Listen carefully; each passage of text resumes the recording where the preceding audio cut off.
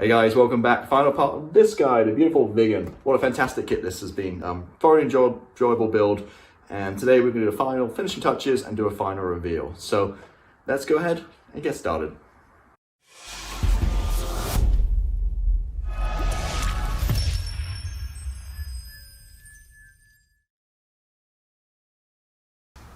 Hey guys, welcome back. Hope you had a great week.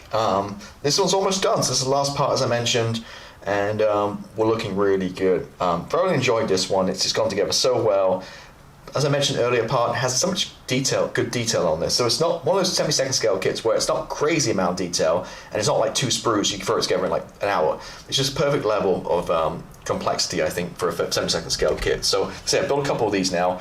I'm really kind of liking them. So what we've done since we last spoke. So basically, all I've done is, since we weathered it, I've super glued using my Bob Smith's medium viscosity super glue. So super glue the two canards on, and the flap we broke off about 5 times, so that's back on again too. So also took the canopy mask off. Yeah, needs a little bit of a polish, but not too bad at all.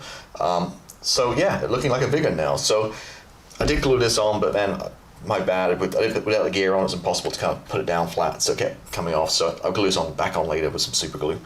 What I've done also is the gear, I just gave it a quick black wash with Citadel Known Oil. I really like this stuff. It's really good for metallics. Either this or black Tamiya panel liner work really good with any metallic colors. But yeah, a little bit of this, just dabbed it in there, and you see along the certain areas, and made it kind of, the detail kind of pop a little bit. So yeah, so coming on nicely. So all I got left really now to do is just do the gear doors and the gear. Put it on its gear. There's no weapons in this kit. Put the fuel tank back on in the center, and we can wrap this up. So I'm gonna go away. Actually, I've already started priming these guys. So I've already started the gear. Pretty straightforward. So just prime these and ready for paint. So I believe they're going to be aluminum or aluminium, depending where you're on the world. These gear with steel paints. They're kind of like the what do you call it? The strut, I guess, or the part, the hydraulics part is going to be steel. But yeah, so there we go. So I'm going to paint these up, get the gear painted up, and come back and kind of show you where I'm at. And yeah, we're not far from a final reveal. So again, really nice kit. Highly recommend it, any of these Viggens. Yeah, just awesome looking aircraft. So alright, so let me stop enough waffling and me chatting. Let me go ahead and start painting these guys up, and then I'll be right back. Okay, the gear's on. It's a little fiddly. What you got to do is, I found it easy to put the doors on these, attach them first, and then put the gear in afterwards, and it just glues up against it. So using super glue, got them in. It's still a bit wet, and the nose gear too. Although it didn't want to go straight, so it took a little fettling to kind of get it in the right direction. These inner doors, so it's not too many, it's just two on this, 2 on that, and 2 on the front. So the doors are all on, the gear's all on, and added to super glued the fuel tank on, so just give that nice kind of long leggy kind of stance. So what's left now is add all the little struts and stuff. There's not too many, just a couple of struts to the doors. I'm just going to let these dry. It's actually kind of late at night now, so I'm going to let it dry overnight, and tomorrow I'll come back and I'll put the struts on once these are dried up a little bit, because I don't want to kind of snap them off. Although being super glued, they are pretty kind of fragile. So that's kind of where we're at with this. Just a quick update. So I say I'll come back tomorrow morning and I'll put the struts on, and then we've got a few little lights go on, and we're done. Pitot tube as well. Alright, back in 2 minutes. So we're coming along nicely. Few little things. These little angle of attack kind of sensors on the side, I don't know if you can see it on the camera.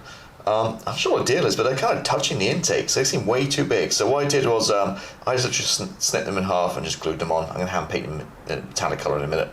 But yeah, they shouldn't be that big. So I just cut them in half and glued on. Put the pitot tube on, which we're not. I'm just going with a plastic kit in this one. So I know we did talk earlier in the build series about looking through my box here of stuff. These guys, this angle attack sensor. I do have it. It does look a lot finer, but I just think I'll just go with this one for now. So it probably is a worthwhile investment. Again, just a couple of bucks, but go and keep this out of the box for that one.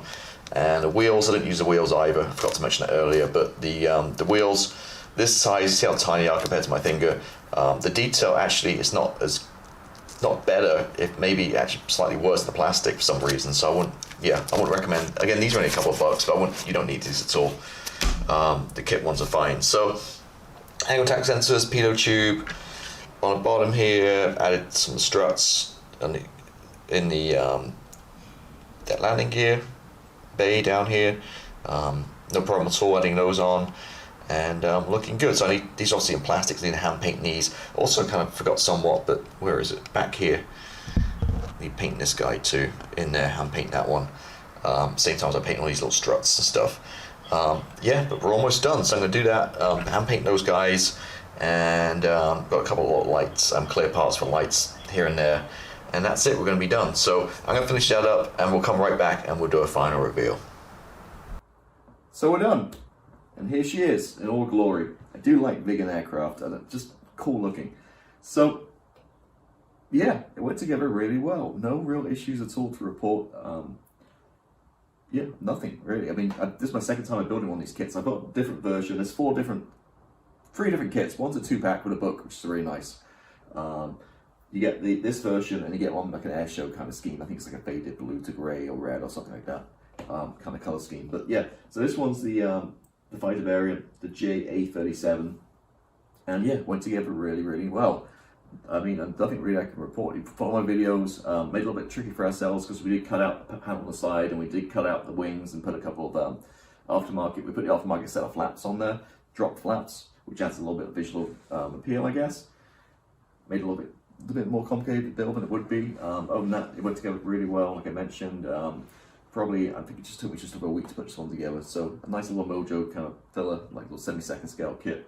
These kits that I mentioned before in earlier videos, really nice kind of in terms of level of kind of detail for a 70-second scale kit. I think it's right there, perfect the way you've done this. So it's not like an Airfix kit where you get maybe 1 or 2 sprues and this thing goes together in like 20 seconds. And it's not one where you got tons of tiny little parts and you're building it for weeks on end. Just a perfect amount of detail for me. Just perfect amount of parts, detail to put a 70-second scale aircraft together. And I'm really kind of happy how they turn out. Really nice service detail.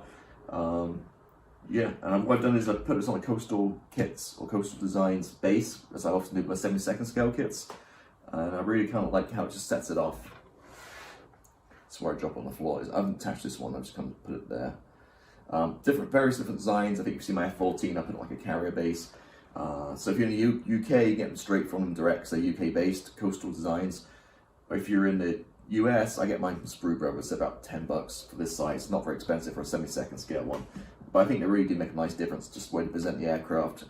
Pretty low price, relatively. And they come nicely, get laminated on a big, about maybe a 3 or 4 mil thick kind of piece of foam. What I usually do with these is I get the hobby, you've seen me before, but I get a trumpeted acrylic display cases, and this fits perfectly inside the big kind of square one for 48 go aircraft. So I stick this in the middle with the aircraft on. I normally just have a little bit of a PVA glue to the bottom just to stop it moving around, and stick it on there, and then it's good to go. No dust gets in or nothing. So yeah, that's kind of how I like to do them. But this kit really good again. So we made it a little bit more difficult for ourselves. We did have to cut the wings up at the very beginning, put the flaps on. We used the resin seat, which is a nice little upgrade. I do like the resin seat too. It comes with a really cool color kind of guide. So definitely I'll be keeping this from other models. And my other Viggen kits, so I know how to paint the correct colors for the seat. Didn't use the wheels. I don't think the wheels were really necessary.